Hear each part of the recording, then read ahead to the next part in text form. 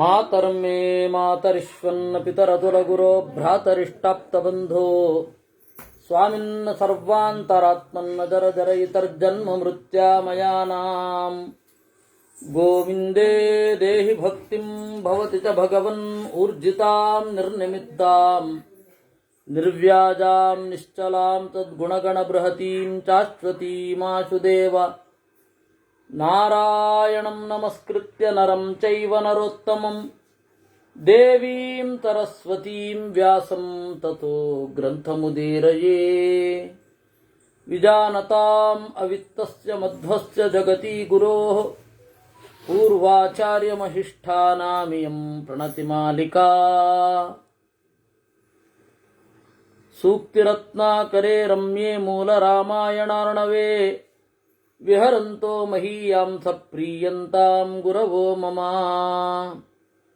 ವಾಲ್ಮೀಕಿರ್ಗೌಃ ಪುನೀಯಾನ್ನೋ ಮಹೀಧರ ಪದಾಶ್ರಯ ಯತ್ಕಾವ್ಯಮುಪಜೀವಂತಿ ಕವಯಸ್ತರಣಕಾ ಇವ.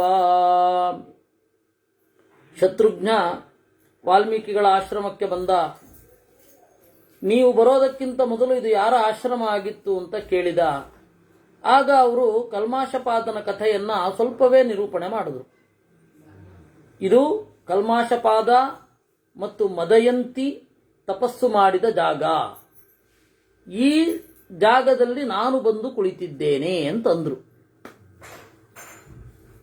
ಆಮೇಲೆ ಅವನು ಪರ್ಣಶಾಲೆಯಲ್ಲಿ ಬಂದು ಮಲಗಿಕೊಂಡ.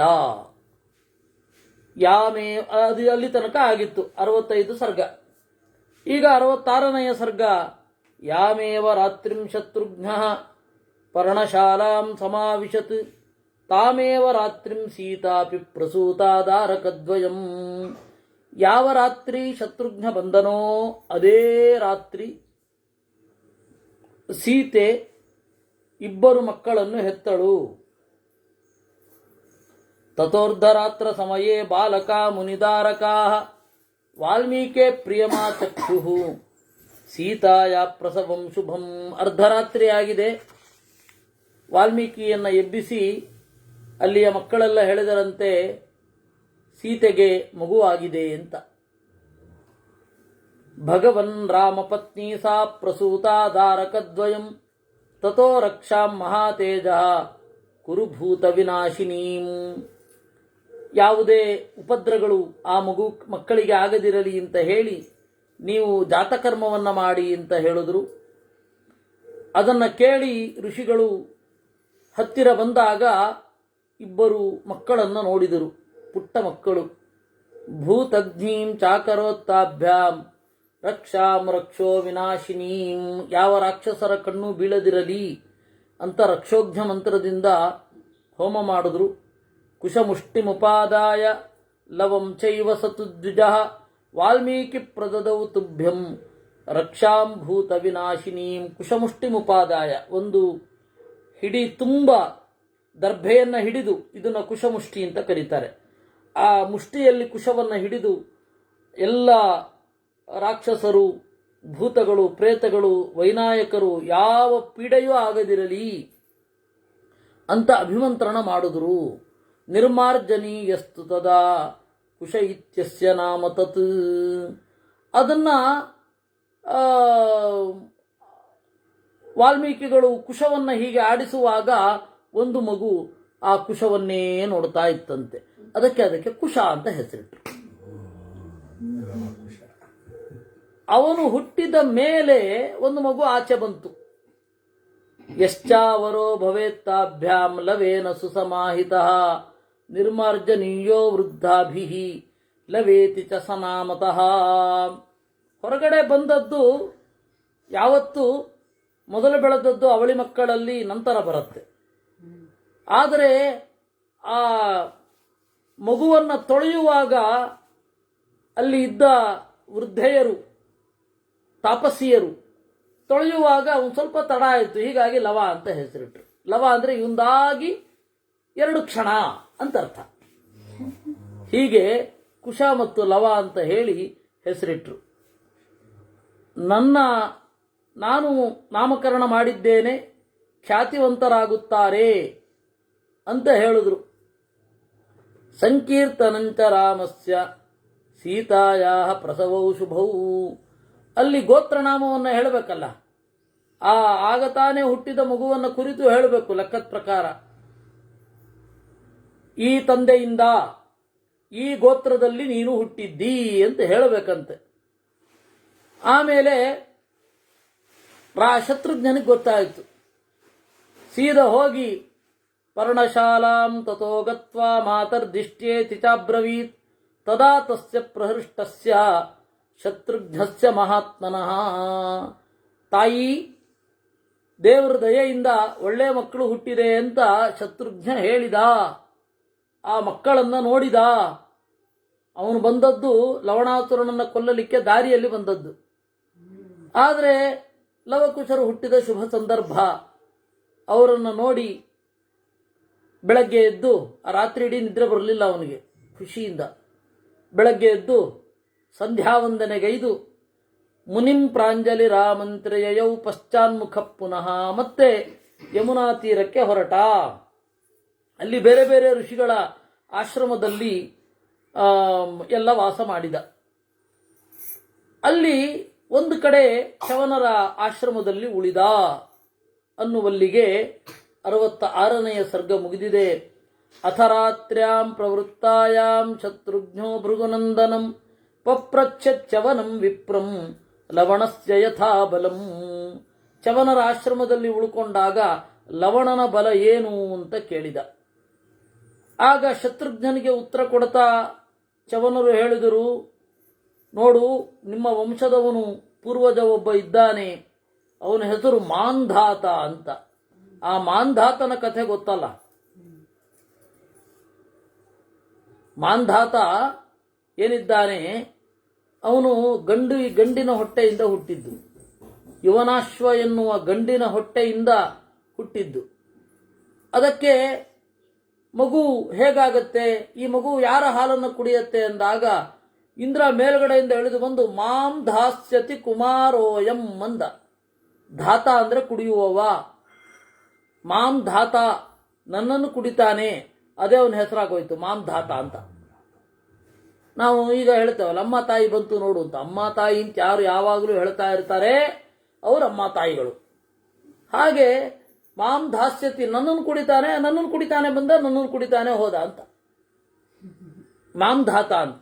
ಆ ಮಾಂಧಾತ ಏನು ಮಾಡಿದ, ಮುಖ್ಯಪ್ರಾಣನ ವಿಶೇಷ ಅನುಗ್ರಹಕ್ಕೆ ಪಾತ್ರನಾದವನು. ಮುಖ್ಯಪ್ರಾಣ ಹಿಡಿದ ಗದೆಯನ್ನ ಅವನು ಇಟ್ಕೊಂಡಿದ್ದ.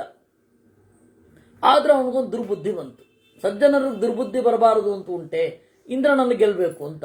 ಯಾವ ಇಂದ್ರನಿಂದ ಪೋಷಣೆಯನ್ನ ಪಡೆದಿದ್ದನೋ ಅದೇ ಇಂದ್ರನನ್ನ ಗೆಲ್ಲಬೇಕು ಅಂತ. ಆಗ ಸಾಂತ್ವಪೂರ್ವಂ ಇದಂ ವಾಕ್ಯಂ ಉವಾಚ ಯುವನಾಶ್ವಜಂ. ಪಾಕಶಾಸನ ಇಂದ್ರ ಒಮ್ಮೆ ಹೇಳಿದ. ಇಂದ್ರನಿಗೆ ಪಾಕಶಾಸನ ಅಂತ ಹೆಸರು. ಯಾಕೆ ಅಂದ್ರೆ ಪಾಕ ಅನ್ನುವ ಒಬ್ಬ ಅಸುರನನ್ನು ಕೊಂದಿದ್ದ, ಆದ್ದರಿಂದ ಪಾಕಶಾಸನ ಅಂತ. ಆ ಪಾಕಶಾಸನ ಅನ್ನುವ ಇಂದ್ರ ಹೇಳಿದ ಈ ಮಾತನ್ನ, ಮನುಷ್ಯ ಲೋಕದಲ್ಲಿ ನೀನು ಎಲ್ಲರನ್ನ ಗೆದ್ದೇ ಇಲ್ಲಪ್ಪ, ಈ ಲೋಕಕ್ಕೆ ಹೇಗೆ ಬರ್ತಿ? ಅಕೃತ್ವ ಪೃಥಿವೀಂ ವಶ್ಯಾಂ ದೇವರಾಜ್ಯ ಮಿಹೇಚ್ಛಸಿ. ಊರಿಗೆದ್ದಲ್ವಾ ಮಾರಿಗೆಲ್ಬೇಕಾಗಿರೋದು. ನೀನು ನಿಮ್ಮ ಊರಿನಲ್ಲಿ ಅಂದ್ರೆ ಭೂಲೋಕದಲ್ಲಿ ಎಲ್ಲರನ್ನ ಗೆದ್ದಿಲ್ಲ. ಇಂದ್ರ ಈ ರೀತಿ ಹೇಳಿದಾಗ ಮಾಂಧಾತ ಹೇಳಿದ, ಹೌದಾ, ಯಾರಿದ್ದಾರೆ ನಾನು ಗೆಲ್ಲದೆ ಉಳಿದವರು? ನೋಡಪ್ಪ, ಲವಣ ಅಂತ ಇದ್ದಾನೆ, ಮಧು ಅನ್ನುವ ದೈತ್ಯನ ಮಗ, ಅಲ್ಲಿಗೆ ಹೋಗು ಅಂತಂದ. ಅವ ಏನು ಮಾಡಿದ, ಹೊರಟ ಲವಣನನ್ನ ಗೆಲ್ಲಬೇಕು ಅಂತ. ಮೊದಲು ಒಬ್ಬ ದೂತನನ್ನು ಕಳುಹಿಸಿದ ಮಾಂಧಾತ. ಆ ಮಾಂಧಾತ ಕಳುಹಿಸಿದ ದೂತ ಬಂದು ಲವಣನಿಗೆ ಹೇಳಿದ, ಪ್ರಭುಗಳೇ, ನಮ್ಮ ರಾಜರು ಮಾಂಧಾತೃ ಪ್ರಭುಗಳು ನಿಮ್ಮ ಹತ್ರ ಯುದ್ಧ ಮಾಡಬೇಕು ಅಂತಿದ್ದಾರೆ. ಅಯ್ಯೋ, ಅವನು ಯುದ್ಧ ಮಾಡೋದು ಆಮೇಲೆ ಇರಲಿ, ನಂಗೆ ಈಗ ಹಚ್ಚುವಾಗ್ತಾ ಇದೆ ಅಂತ ಆ ದೂತನ್ ತಿಂದುಬಿಟ್ಟ. ವದಂತಮೇವಂ ತಂ ದೂತಂ ಭಕ್ಷಯಾಮಾಸ ರಾಕ್ಷಸ. ಇವನಿಲ್ಲಿ ಕಾಯ್ತಾ ಇದ್ದಾನೆ. ಚಿರಾಯಮಾಣೆ ದೂತೇತು ರಾಜಾಕ್ರೋಧ ಸಮನ್ವಿತ. ಯಾಕೆ ದೂತನೇ ಬರ್ತಾ ಇಲ್ಲ ಅಂತ ಇವನಿಗೆ ತಲೆ ಬಿಸಿ. ನೋಡಿದ್ರೆ ಅವನು ಹೊಟ್ಟೆ ಒಳಗಡೆ ಇದ್ದಾನೆ. ಆಫ್ ಮಾಡಲ್ಲ. ತಚ್ಛೂಲಂ ದೀಪ್ಯಮಾನಂತು ಸಭೃತ್ಯ ಬಲವಾಹನಂ. ಯುದ್ಧಕ್ಕೆ ಅಂತ ಬಂದಾಗ ಮಾಂಧಾತೃವಿಗೆ ಆ ಶೂಲವನ್ನು ಎಸೆದ. ಆ ಶೂಲದಿಂದ ಮಾಂಧಾತೃ ಸತ್ತು ಹೋದ. ಅದರಿಂದ ಮಾಂಧಾತೃವನ್ನು ಕೊಂದಿದ್ದಾನೆ. ಅಂತಹ ಮಾಂಧಾತೃವನ್ನು ಯಾವ ಶೂಲದಿಂದ ಕೊಂದಿದ್ದಾನೋ ಆ ಶೂಲ ಅವನ ಕೈಯಲ್ಲಿರಬಾರದು. ಆ ತರಹ ನೋಡ್ಕೊಳ್ಳಿ. ತ್ವಂ ಸ್ವಪ್ರಭಾತೆ ಲವಣಂ ಮಹಾತ್ಮನ್ ವಧಿಶ್ಚ ಸೇನಾತ್ರತು ಸಂಚಯೋ ಮೇ ಶೂಲಂ ವಿನಾ ನಿರ್ಗತಮಾಮಿಚಾರ್ಥೆ ಧ್ರುವೋ ಜಯಸ್ತೆ ಭವಿತಾ ನರೇಂದ್ರ. ಬೆಳ್ಳಂಬೆಳಗ್ಗೆ ಎದ್ದು ಕಾಡಿಗೆ ಹೋಗ್ತಾನೆ. ಅಲ್ಲಿ ತಿನ್ಲಿಕ್ಕೆ ಶುರು ಮಾಡಿದ್ರೆ ಆಯ್ತಾ, ರಾತ್ರಿ ಆಗುವಾಗ, ಕೆಲವೊಮ್ಮೆ ಸಂಜೆ ಆಗುವಾಗ ಬರ್ತಾನೆ. ಅಂತಹ ತಿಂಬಂಡಿ ಅವನು, ಯಾವ ಪ್ರಾಣಿಗಳನ್ನು ಬಿಟ್ಟಿಲ್ಲ. ಆ ತರಹದ ಲವಣಾಸುರನನ್ನ ಶೂಲ ಇಲ್ಲದೆ ಹೋದಾಗ ನೀನು ಕೊಲ್ಲಬೇಕು. ನಾಳೆ ಆ ತರಹ ಮಾಡು ಅಂತ. ಕಥಾಂ ಕಥಯತಾಂ ತೇಚಾಂ ಜಯಂ ಚಾಕಾಂಕ್ಷತಾಂ ಶುಭಂ ವ್ಯತೀತಾ ರಜನಿ ಶೀಘ್ರಂ ಶತ್ರುಘ್ನಸ್ಯ ಮಹಾತ್ಮನಃ. ಆ ರಾತ್ರಿ ಕಳೆದ ಕೂಡಲೇ ಅವನು ದೂತರನ್ನ, ಗೂಢಚಾರರನ್ನ ಬಿಟ್ಟಿದ್ದ ಶತ್ರುಘ್ನ.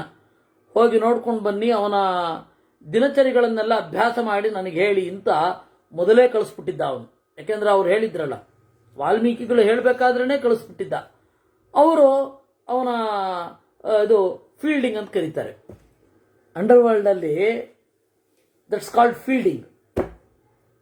ಎಲ್ಲ ಏನು, ಹೇಗೆ, ಎತ್ತ, ಎಲ್ಲಿ ಹೋಗ್ತಾರೆ, ಎಲ್ಲಿ ಬರ್ತಾರೆ ಅಂತೆಲ್ಲ ನೋಡ್ಕೊಳ್ತಾ ಇರ್ತಾರೆ. ಹಾಗೆ ಅವರು ಹೋದವರೆಲ್ಲ ಬಂದು ಹೇಳಿದ್ರು ಅವನ ದಿನಚರಿ ಏನು, ಎಲ್ಲಿಗೆ ಹೋಗ್ತಾನೆ, ಎಲ್ಲಿಗೆ ಬರ್ತಾನೆ, ಯಾವಾಗ ಹೆಂಗೆ ಹೋಗ್ತಾನೆ, ಹೋಗ್ಬೇಕಾದ್ರೆ ಏನಿರುತ್ತೆ ಇತ್ಯಾದಿಗಳೆಲ್ಲ. ನಿರ್ಗತ ಅವನು ಬೆಳಗ್ಗೆ ಹೊರಟ. ಆಗ ಶತ್ರುಘ್ನ ಏನು ಮಾಡಿದ, ವೇಗವಾಗಿ ಯಮುನಾಂ ನದೀಂ ತೀರ್ತ್ವಾ ಮಧುಪುರದ್ವಾರಿ ಧನುಷ್ಪಾಣಿ ರತಿಷ್ಠತಾಂ. ಸೀದ ವೇಗವಾಗಿ ಯಮುನಾ ನದಿಯನ್ನು ದಾಟಿ ಆ ಮಧುವಿನ ಮನೆಯ ಬಾಗಿಲ ಮುಂದೆ ಧನುಷ್ಪಾಣಿಯಾಗಿ ನಿಂತ. ತಥೋರ್ಧ ದಿವಸೆ ಪ್ರಾಪ್ತೇ. ಅವತ್ತು ಸುಮಾರು ಹೊತ್ತಾಯಿತು. ಸುಮಾರು ಮಧ್ಯಾಹ್ನ 3 ಗಂಟೆ, 3:30, 4 ಅಂತ ಇಟ್ಕೊಳ್ಳಿ. ಅಂತಹ ಸಂದರ್ಭದಲ್ಲಿ ಆಗಚ್ಚತ್ ಬಹುಸಾಹಸ್ರಂ ಪ್ರಾಣಿನಾಂ ಭಾರಮುದ್ವಹನ್. 1000 ಪ್ರಾಣಿಗಳನ್ನ ತಗೊಂಡು ಬಂದಂತೆ ತಿನ್ಲಿಕ್ಕೆ. ಎಂತಹ ತಿಂಬಾಕ! ಒಂದು ಮೈಂಟೈನ್ ಮಾಡೋದು ಬೇಡವೇ? ಒಂದು ಖಾಲಿ ಬಿಟ್ಟು, ಕೃಷ್ಣನೇ ಅದನ್ನು ಹೇಳಿಕೊಟ್ಟಿದ್ದಲ್ವಾ ನಮಗೆ. ಅವರು ನಾಮೆಟ್ಸ್ ಆಗಿದ್ರು, ಅವರು ಅಲೆಮಾರಿಗಳು. ನೀವು ಈ ತರಹ ಒಂದೇ ಕಡೆ ಇದ್ರೆ slowly it will become village. ವ್ರಜ ಅಂತ ಅಲೆಮಾರಿ ಹಳ್ಳಿಯಾಗಿ, ಆ ಹಳ್ಳಿ ನೆಲೆ ನಿಂತ ಹಳ್ಳಿ ಆಗತ್ತೆ, ಆ ಹಳ್ಳಿ ನಗರ ಆಗತ್ತೆ, ನಗರ ಮುಂದೆ ಮಹಾನಗರ ಆಗ್ಬಿಡತ್ತೆ. ಅದರಿಂದಾಗಿ ನಾವು ತಿರುಗೋದು ಬಿಡಬಾರದು ಅಂತ. ಯಾಕೆ ತಿರುಗಬೇಕು? ಮತ್ತೆ ಮಹಾಭಾರತದಲ್ಲಿಯೂ ಕೂಡ ಯುಧಿಷ್ಠಿರನ ಮುಂದೆ ಕಾಮ್ಯಕವನದ ಪ್ರಾಣಿಗಳೆಲ್ಲ ಅಳ್ತಾ ಇರುವ ಹಾಗೆ ಗೊತ್ತಾಗತ್ತೆ. ದಯವಿಟ್ಟು ನಮ್ಮನ್ನು ಬಿಟ್ಟು ಹೋಗು, ನಾವು ಮತ್ತೆ ಸಂತಾನಾಭಿವೃದ್ಧಿಯನ್ನು ಮಾಡಿಕೊಂಡಿರ್ತೇವೆ ಅಂತ. ಹೀಗಾಗಿ ಇಲ್ಲಿ ಇರೋದು ತೀರ್ತ್ವಾ ಮಧುಪುರದ್ವಾರಿ ಧನುಷ್ಪಾಣಿ. ಅವನು ಉದ್ಧೃತ್ಯ ಬಹುತಾಹಸ್ರಂ, 1000 ಪ್ರಾಣಿಗಳನ್ನು ತಿಂದ. ಒಂದು ಬ್ಯಾಲೆನ್ಸ್ ಬೇಡವೇ? ಬ್ಯಾಲೆನ್ಸ್ ಇಲ್ಲದೆ ಹೋದ್ರೆ ಗತಿ ಏನು? ಅದಕ್ಕೆ ಬ್ಯಾಲೆನ್ಸ್ ಮಾಡ್ಲಿಕ್ಕೆ ಬರ್ತಾನಿಲ್ಲ. 1000 ಪ್ರಾಣಿಗಳನ್ನು ತಿಂದ್ರೆ ಎದ್ದಿದ್ದಾನೆ. ಈದೃಚಾನಾಂ ಸಹಸ್ರಾಣಿ ಸಾಯುಧಾನಾಂ ನರಾಧಮ ಭಕ್ಷಿತಾನಿ ಮಯಾ ರೋಚಾತ್ ಕಾಲೇ ನಾನು ಗತೋ ಹ್ಯಸಿ. ಯಾವನೋ ನಿನ್ನಂತ ಅವ್ರು 1000 ಜನರನ್ನ ಆಯುಧ ಸಮೇತ ತಿನ್ಬಿಟ್ಟಿದ್ದೀನಿ. ಯಾಕೆ ನಿಂತಿದೆ ಅಲ್ಲಿ? ಆಹಾರಶ್ಚಾಪ್ಯತಂ ಪೂರ್ಣೋ ಮಮಾಯಂ ಪುರುಚಾಧಮ. ಹೋಲಿ ನೀನ್ ತಿಂದ್ರೆ ಹೊಟ್ಟೆ ತುಂಬೋ ಹಾಗೇನಾದ್ರೂ ಇದೆಯೇನೋ? ತೆಳ್ಳಗಿದ್ದಿ, ಅದು ಅರೆ ಆಹಾರ. ನಿನ್ನನ್ನು ತಿಂದ್ರೂ ಸಾಕಾಗೋದಿಲ್ಲ. ಸ್ವಯಂ ಪ್ರವಿಷ್ಟೋದ್ಯ ಮುಖಂ ಕಥಮಾಸಾಧ್ಯ ದುರ್ಮತೆ. ನೀನೇ ನನ್ನ ಹೊಟ್ಟೆ ಒಳಗಡೆ ಬಂದು ಬೀಳ್ತಾ ಇದ್ದಿ.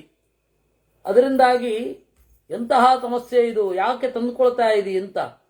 ಆಗ ಶತ್ರುಘ್ನ ಸಿಟ್ಟು ಮಾಡಿಕೊಂಡ. ಅವನಿಗೆ ಎಷ್ಟು ಸಿಟ್ಟು ಮಾಡಿಕೊಂಡ ಅಂದರೆ, ಶತ್ರುಘ್ನನ ಮೈಯಿಂದ ಸಿಟ್ಟಿನ ಬೆಳಕು ಹೊರಗಡೆ ಬಂತಂತೆ. ರೋಷಾದಶ್ರೂಣ್ಯವಾಸೃಜತ್, ಕಣ್ಣು ನೋಡಿದ್ರೆ ಉರಿಯುವ ಕಿಡಿಗಳು ಸುರಿದವಂತೆ, ಅಂತಹ ಸಿಟ್ಟು. ಯೋದ್ಧುಮಿಚ್ಛಾಮಿ ದುರ್ಬುದ್ಧೆ ದ್ವಂದ್ವ ಯುದ್ಧಂ ಮಯಾ ಸಹ. ಎಲೆ ದುರ್ಬುದ್ಧಿಯವನೇ, ನಿನ್ನ ಹತ್ರ ಯುದ್ಧ ಮಾಡಬೇಕು ಅಂತಿದ್ದೇನೆ. ನಾನು ದಶರಥನ ಮಗ, ರಾಮನ ತಮ್ಮ ಶತ್ರುಘ್ನ ಅಂತ ನನ್ನ ಹೆಸರು ತಿಳ್ಕೊ. ಅಲ್ಲಿ ಯಾರು ನಿನ್ನನ್ನು ಪಾರ್ಸಲ್ ಮಾಡಿದ್ರು ಅಂತ ಹೇಳಿದ್ರೆ ಹೇಳಬೇಕಲ್ಲ. ಶತ್ರುಸ್ತ್ವಂ ಸರ್ವಭೂತಾನಾಂ ನಮೇ ಜೀವನ್ ವಿಮೋಕ್ಷಸೇ. ನನ್ನ ಶತ್ರು ನೀನು, ನನ್ನ ಶತ್ರು ಮಾತ್ರ ಅಲ್ಲ, ಸಮಗ್ರ ಜನಾಂಗದ ಶತ್ರು ಅಂತ ಹೇಳಿದಾಗ, ಮಮ್ಮ ಮಾತೃ ಶ್ವಸುರ್ಭ್ರಾತ ರಾವಣೋ ನಾಮ ರಾಕ್ಷಸ, ನಿಮಗಾಗೆ ಹುಡುಕ್ತಾ ಇದ್ದೆ ಎಂದ ಅವನು ಲವಣ. ನನ್ನ ಚಿಕ್ಕಮ್ಮ, ನನ್ನ ಚಿಕ್ಕಮ್ಮನ ಅಣ್ಣ. ಮಮ ಮಾತೃ ಶ್ವಸುರ್ಭ್ರಾತ, ರಾವಣ ಯಾರೂ ಅಲ್ಲ, ನನಗೆ ಅತ್ಯಂತ ಸೋದರ ಸಂಬಂಧಿ, ಅತ್ಯಂತ ಹತ್ತಿರದವ. ಅವನನ್ನ ಒಂದು ಹೆಣ್ಣಿಗಾಗಿ ಕೊಂದುಬಿಟ್ಟ ರಾಮ. ಎಂಥ ದುರ್ಬುದ್ಧಿ, ಕೊಲ್ಬಾರ್ದಿತ್ತಲ್ವಾ? ಆ ರಾಮನನ್ನ ಹುಡುಕ್ಬೇಕು ಅಂತ ಇದ್ದೆ. ಇವತ್ತು ನಾಳೆ ಅಂತ ಕಾಲ ತಳ್ಳೋದ್ರೊಳಗಡೆ ನೀನು ಬಂದು ಕೂತಿದಿ. ನಿಹತಾಶ್ಚಹಿತೆ ತರವೇ ಪರಿಭೂತಾಸ್ತೃಣಂ ಯಥಾ. ಹುಲ್ಲು ಕಡ್ಡಿಗಿಂತ ಆಚೆಯಾಗಿ ನಿಮ್ಮನ್ನು ಸೋಲಿಸಿ ಬಿಡುತ್ತೇನೆ. ಒಂದು ಸ್ವಲ್ಪ ತಡಿ, ನಾನೀಗ ಹೋಗಿ ಆಯುಧವನ್ನು ತಗೊಂಡು ಬರ್ತೇನೆ ಎಂದ. ಆಗ ಶತ್ರುಘ್ನನ್ ಗೊತ್ತಿತ್ತಲ್ಲ, ಸ್ವಯಮೇವಾಗತ ಶತ್ರು ನಮೋಕ್ತವ್ಯ ಕೃತಾತ್ಮನ. ನಾನೇನು ದಡ್ಡನ, ನಿನ್ನನ್ನು ಈಗ ಬಿಟ್ಟುಬಿಟ್ಟು ನೀನು ಅದ್ಯಾವುದೋ ಆಯುಧ ತಗೊಂಡು ಬರೋದಕ್ಕೆ? ನಿನ್ನಂತಹವನು ಕಣ್ಣಿಗೆ ಬಿದ್ದು ಕೂಡಲೇ ಸಾಯಿಸಬೇಕು, ಅದು ನಮ್ಮ ವ್ರತ. ಆತ ತಾಯಿನ ಮಾಯಾಂತಂ ಹನ್ಯಾದೇವ ಅವಿಚಾರಯನ್. ಆತ ತಾಯಿಗಳು ಅಂತ ಯಾರಿದ್ದಾರೆ, ಪಾಪಿಗಳು, ಅವರು ಎದುರುಗಡೆ ಸಿಕ್ಕ ಕೂಡಲೇ ಕೊಲ್ಲಬೇಕು ಅಂತ ಹೇಳಿ ನಿಯಮ ಇರೋದು. ಯುದ್ಧ ಮಾಡು ಅಂತಂದ. ಹೀಗೆ ಯುದ್ಧ ಮಾಡು ಅಂತನ್ನುವಲ್ಲಿಗೆ 68ನೆಯ ಸರ್ಗ ಮುಗಿದಿದೆ.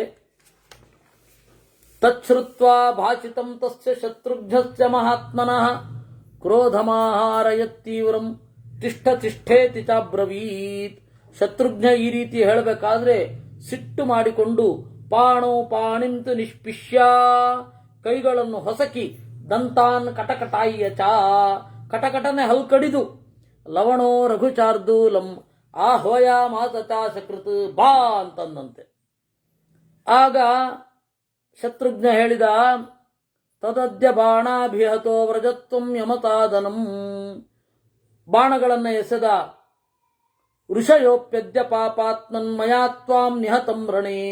ಇವತ್ತೇ ಋಷಿಗಳು ನಿಶ್ಚಿಂತರಾಗಲಿ, ಯಾಕೆಂದ್ರೆ ನೀನು ಸಾಯೋದನ್ನು ನೋಡಿದ್ರೆ, ನೀನು ಸತ್ತರೆ ಜಗತ್ತಿಗೆ ಕ್ಷೇಮ. ಅದ್ಯ ಮದ್ಬಾಹು ನಿಷ್ಕ್ರಾಂತಃ ಶರೋ ವಜ್ರನಿಭಾನನಃ ಪ್ರವೇಕ್ಷತೆ ತೇ ಹೃದಯಂ ಪದ್ಮವಂಚ ನಿವಾರ್ಕಜಃ.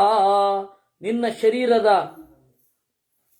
ಆವರಣವನ್ನ ಭೇದಿಸಿ ನಿನ್ನ ಎದೆಯ ಒಳಗಡೆ ನನ್ನ ಬಾಣ ಹೇಗೆ ಪ್ರವೇಶ ಮಾಡುತ್ತೆ ಅಂದ್ರೆ, ಸೂರ್ಯನ ಕಿರಣ ಪದ್ಮವನ್ನ ಹೇಗೆ ಪ್ರವೇಶ ಮಾಡುತ್ತೋ ಹಾಗೆ. ಅದಕ್ಕೆ ಅವನೇನು ಮಾಡಿದ, ಕೂಡಲೇ ಅಲ್ಲಿ ಇದ್ದ ಮರಗಳನ್ನ ತೆಗೆದು ಎಸೆದ. ಆ ಮರಗಳನ್ನ 3-4 ಬಾಣಗಳಿಂದ ಕತ್ತರಿಸಿದ. ಈ ರೀತಿಯಾಗಿ ಅವನು ಬಾಣಗಳನ್ನ ಎಸಿಲಿಕ್ಕೆ, ಇವನು ಮರಗಳನ್ನ ಎಸಿಲಿಕ್ಕೆ. ಒಂದು ಮರವನ್ನ ತಗೊಂಡು ಅವನ ತಲೆಗೆ ಒಂದು ಬಾರಿಸಿದ ಲವಣ ಶತ್ರುಘ್ನಿಗೆ. ಆಗ ಸ್ರಸ್ತಾಂಗ ಸಮುಮೋಹವೈ, ಶತ್ರುಘ್ನ ಮೂರ್ಛಿತನಾಗಿ ಬಿಟ್ಟ. ಒಂದು ಸ್ವಲ್ಪ ಆದ್ಮೇಲೆ ರಕ್ಷೋ ಲಬ್ಧಾಂತರಮಪಿ ನವಿವೇಶ ಸ್ವಮಾಲಯಂ, ಅವಕಾಶ ಸಿಕ್ಕಿದೆ, ಆದರೂ ಕೂಡ ಒಳಗಡೆ ಹೋಗಿ ಶೂಲ ತರಲಿಲ್ಲ.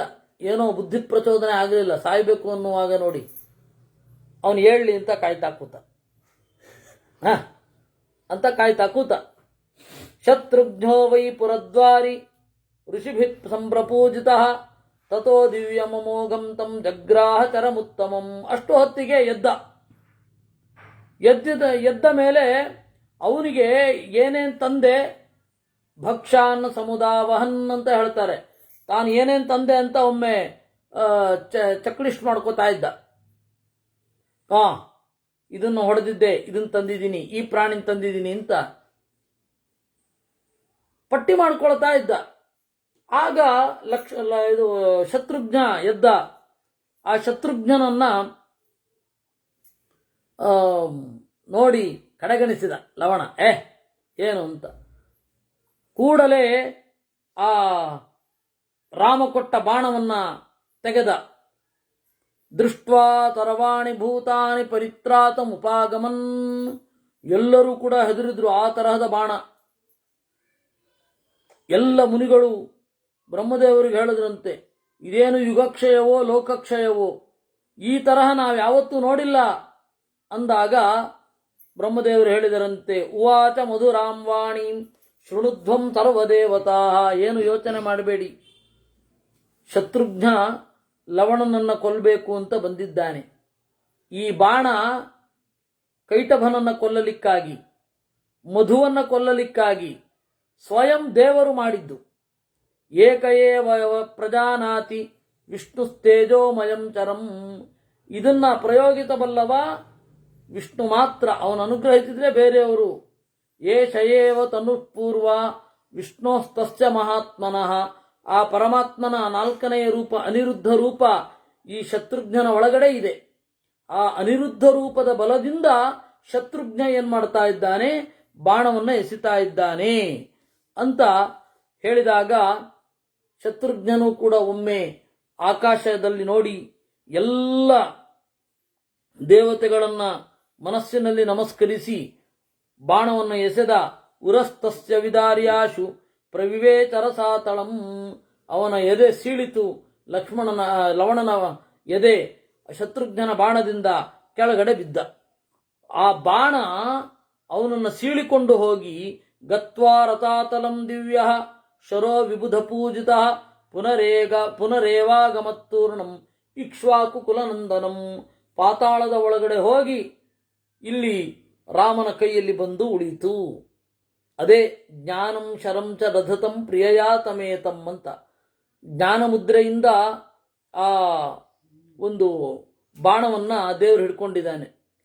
ಶತ್ರುಘ್ನ ಚರ ನಿರ್ಭಿನ್ನೋ ಲವಣ ಸನಿಶಾಚರ. ಇತ್ತ ಲವಣ ಸತ್ತ. ಅವನು ಸತ್ತ ಮೇಲೆ ಆ ಶೂಲ ಇತ್ತಲ್ಲ, ಈ ಶಿವ ಕೊಟ್ಟಿದ್ದು, ಅದು ಅವನ ಹತ್ರನೇ ಹೋಯಿತು. ತಥೋ ಹಿ ದೇವಾ ರುಚಿಪನ್ನಗಾಶ್ಚ ಪ್ರಪೂಜಿರೇ ಹ್ಯಪ್ಸರಸಶ್ಚ ತರವಾ. ದೇವತೆಗಳು, ಋಷಿಗಳು, ನಾಗರು, ಅಪ್ಸರೆಯರು ಎಲ್ಲರೂ ಪೂಜಿಸಿದರಂತೆ. ಭೇಷ್ ಅಂತ. ಹೀಗೆ 69ನೆಯ ಸರ್ಗ ಆಯಿತು. ಹತೇತು ಲವಣೇ ದೇವಾ ಸೇಂದ್ರಾಸ್ಸಾಗ್ನಿ ಪುರೋಗಮಾ. ಲವಣ ಸತ್ತಾಗ ಎಲ್ಲ ದೇವತೆಗಳು ಬಂದ್ರಂತೆ. ಶತ್ರುಘ್ನನ ಬಳಿ ಹೇಳಿದರು, ವತ್ಸ, ಇದು ನಿನ್ನ ವಿಜಯ ದೇವರ ಸಂಕಲ್ಪದಿಂದ ಆಗಿದೆ. ವರದಾಸ್ತು ಮಹಾಬಾಹೋ ಸರ್ವ ಏವ ತಮಾಗತಾ. ನಿನಗೆ ವರವನ್ನು ಕೊಡ್ಲಿಕ್ಕೆ ಎಲ್ಲರೂ ಬಂದಿದ್ದೇವೆ, ಏನು ಬೇಕು ಕೇಳು ಅಂದಾಗ ಶತ್ರುಘ್ನ ಹೇಳಿದನಂತೆ, ಇಯಂ ಮಧುಪುರಿ ರಮ್ಯಾ ಮಧುರಾ ದೇವ ನಿರ್ಮಿತ ನಿವೇಶಂ ಪ್ರಾಪ್ನುಯಾತ್ ಶೀಘ್ರಂ ಏಷ ಮೇಸ್ತು ವರಪ್ಪರಹ. ಈ ಜಾಗದಲ್ಲಿ, ಮಧುವನ ಇದ್ದ ಜಾಗದಲ್ಲಿ ಮಧುಪುರಿ ಆಗಬೇಕು, ಚೆನ್ನಾಗಿ ಆಗಬೇಕು ಅಂದಾಗ ದೇವತೆಗಳು ಹಾಗೆ ಆಗಲಿ ಅಂತ ಮೇಲ್ಗಡೆ ಏರಿದ್ರು. ನೋಡಿ ಶತ್ರುಘ್ನನ ದೊಡ್ಡತನ. ಏನು ಬೇಕಾದರೂ ವರ ಕೇಳು ಅಂದಾಗ ಏನೇನೋ ಕೇಳ್ಕೊಳ್ಳಿಲ್ಲ. ಸಜ್ಜನರು ಇಟ್ಟ ವಿಶ್ವಾಸವನ್ನ ಯಾವತ್ತೂ ದುರುಪಯೋಗ ಮಾಡಿಕೊಡಲ್ಲ. ಯಾರೋ ಒಬ್ಬರು ಒಂದು ವಿಶ್ವಾಸ ಇಟ್ಟಿರ್ತಾರೆ, ಅದನ್ನು ದುರುಪಯೋಗ ಮಾಡಿಕೊಂಡ್ರೆ ಯಾರಿಗೆ ಲಾಸ್? ಇಡೀ ಸಮಾಜಕ್ಕೆ ಲಾಸ್. ಯಾಕೆಂದ್ರೆ ಅಂಥವ್ರು ಯಾರನ್ನೂ ಒಪ್ಪಲ್ಲ, ಆ ಕುಟುಂಬದವ್ರನ್ನ ಒಪ್ಪಲ್ಲ, ಆ ಮಗನನ್ನು ಒಪ್ಪಲ್ಲ, ತಂದೆಯನ್ನು ಒಪ್ಪಲ್ಲ ಅಲ್ವಾ? ಅದರಿಂದಾಗಿ ವಿಶ್ವಾಸ ಇಟ್ಟದ್ದನ್ನ ದುರುಪಯೋಗ ಮಾಡಿಕೊಳ್ಬಾರದು. ರಾಮ ಹೇಳಿದ ಆಜ್ಞೆ ಏನಿದೆ, ಮಧುರಾ ಪಟ್ಟಣವನ್ನ ಕಟ್ಟುವಂತ, ಅದನ್ನೇ ಕಟ್ಟಿದ. ಕ್ಷೇತ್ರಾಣಿ ಸಸ್ಯಯುಕ್ತಾನಿ ಕಾಲೇ ವರ್ಚತಿ ವಾತವಃ. ಅದು ಶೂರಸೇನ ದೇಶ ಅಂತ ಆಗ ಕರಿತಾ ಇದ್ರು ಅದನ್ನ. ಅಲ್ಲಿ ಚಂದದ ಹೊಲಗಳು, ಅರೋಗ ವೀರ ಪುರುಷಾ, ಅಲ್ಲಿರೋರ್ಗೆ ಯಾರಿಗೂ ರೋಗವೇ ಇರದಂತಹ ಪಟ್ಟಣ, ಡಾಕ್ಟರ್ ಕೆಲಸ ಇಲ್ಲ. ಶತ್ರುಘ್ನ ಭುಜಪಾಲಿತ ಅರ್ಧಚಂದ್ರ ಪ್ರತೀಕಾಚ ಯಮುನಾ ತೀರ ಶೋಭಿತ. ಅದರ ಲ್ಯಾಂಡ್ಸ್ಕೇಪ್ ಹೇಗಿತ್ತು ಅಂದ್ರೆ ಅರ್ಧಚಂದ್ರನನ್ನ ಮೇಲ್ಗಡೆಯಿಂದ ನೋಡಿದ ಹಾಗಿತ್ತು. ಶೋಭಿತ ಗೃಹ ಮುಖ್ಯೈಶ್ಚ ಚತ್ವರಾಪಣ ವೀಥಿಕೈ. ಚತ್ವರ ಅಂದ್ರೆ ಸರ್ಕಲ್, ಆಪಣ ಅಂದ್ರೆ ಮಾರ್ಕೆಟು, ವೀಥಿ ಅಂದ್ರೆ ಬೀದಿ. ಚೆನ್ನಾಗಿ ಕಂಗೊಳಿಸ್ತಾ ಇತ್ತು. ಸದ್ಯದಲ್ಲಿಯೇ ವ್ಯಾಪಾರ ಸಂಕೀರ್ಣ, ಮಾರುಕಟ್ಟೆ, ಮಾರ್ಕೆಟ್ ಅಂತ ಏನು ಹೇಳ್ತಾರೆ, ಅದು ಕೂಡ ತಯಾರಾಯಿತು. ಆರಾಮೈಶ್ಚ ವಿಹಾರೈಶ್ಚ ಶೋಭಮಾನಾಂ ತಮಂತತಃ. ಉದ್ಯಾನಗಳಿವೆ, ವಿಹಾರಗಳಿದೆ, ಚಂದದ ದೇವಮಾನುಷ ಮರಗಳಿಂದ ಕಂಗೊಳಿಸಿತು. ತಾಂ ಸಮೃದ್ಧಾಂ ಸಮೃದ್ಧಾರ್ಥ ಶತ್ರುಘ್ನೋ ಭರತಾನುಜ ನಿರೀಕ್ಷ ಪರಮ ಪ್ರೀತಃ ಪರಂ ಹರ್ಚ ಉಪಾಗಮತ್. ಅದರಿಂದಾಗಿ ಶತ್ರುಘ್ನ ಏನು ಮಾಡಿದ, ಪರಮ ಪ್ರೀತನಾಗಿ ಅಲ್ಲಿಯೇ ರಾಜ್ಯಭಾರ ಮಾಡಿದ. ಅವನಿಗೆ ಎಲ್ಲ ಸೆಟ್ಲ್ ಆದ್ಮೇಲೆ ರಾಮನ ಬಳಿಗೆ ಹೋಗಬೇಕು ಅಂತ ಅನ್ನಿಸ್ತು. ಅಷ್ಟು ಹೊತ್ತಿಗೆ 12 ವರ್ಷ ಆಗೋಗಿತ್ತು. ಅನ್ನುವಲ್ಲಿಗೆ 70ನೆಯ ಸರ್ಗ. ಎಲ್ಲ ಒಂದು ಸೆಟ್ ಮಾಡಿ ಎಲ್ಲ ಅದ್ರ ಪಾಡಿಗೆ ಅದು ನಡ್ಕೊಂಡು ಹೋಗುತ್ತೆ. ನಾನು 1-2 ದಿವಸ, 1 ತಿಂಗಳು ಬೇರೆಯಾಗಿದ್ರೂ ತೊಂದರೆ ಇಲ್ಲ, ರೆಸ್ಟ್ ತಗೊಳ್ಬೇಕು ಅಂತ ಅವನಿಗೆ ಅನ್ನಿಸುವಾಗ, ರಜೆ ತಗೊಳ್ಬೇಕು ಅಂತ ಅನ್ನಿಸುವಾಗ 12 ವರ್ಷ ಕಳೆದೋಗಿದೆ. ತಥೋದ್ವಾದಚಮೇ ವರಚೆ ಶತ್ರುಘ್ನೋ ರಾಮಪಾಲಿತಾಂ ಅಯೋಧ್ಯಾಂ ಚಕಮೇಗಂತು ಮಲ್ಪ ಭೃತ್ಯ ಬಲಾನುಗಃ. ಸ್ವಲ್ಪವೇ ಮಂದಿಯನ್ನು ಕರೆದುಕೊಂಡು, ಯಾಕಂದ್ರೆ ಬಹಳ ಜನರನ್ನು ಕರ್ಕೊಂಡ್ರೆ ಪ್ರಯಾಣ ನಿಧಾನ ಆಗೋಗುತ್ತೆ. ಅದಕ್ಕೆ ಸ್ವಲ್ಪವೇ ಮಂದಿಯನ್ನು ಕರೆದುಕೊಂಡು ಶತ್ರುಘ್ನ ಅಯೋಧ್ಯೆಗೆ ಹೊರಟ. ಸಗತ್ವಾಹಯ ಮುಖ್ಯೇನ ರಥಾನಾಂಚ ಶತೇನತಃ. ಒಂದೇ ಕುದುರೆ, ಆ ಕುದುರೆ ಮೇಲೆ ಸ್ವಯಂ ಶತ್ರುಘ್ನ ಕೂತಿದ್ದಾನೆ. ಬೆಂಗಾವಲು ಪಡೆಗೆ ಅಕಸ್ಮಾತ್ ಯಾರಾದರೂ ಯುದ್ಧಗಿದ್ದಕ್ಕೆ ಬಂದರೆ ಹಿಂದುಗಡೆಯಿಂದ 100 ಜನ ರಥವನ್ನ ಏರಿಸಿ ಕಳುಹಿಸಿದ್ದ. ವಾಲ್ಮೀಕಾಶ್ರಮಮಾಸ ಆಗತ್ಯ ವಾಸಂ ಚಕ್ರೇ ಮಹಾಬಲಃ. ಅವನೇನು ಮಾಡಿದ, ಕೆಲವೇ ಮಂದಿಯನ್ನು ಕಟ್ಟಿಕೊಂಡು ವಾಲ್ಮೀಕಿ ಆಶ್ರಮಕ್ಕೆ ಬಂದ.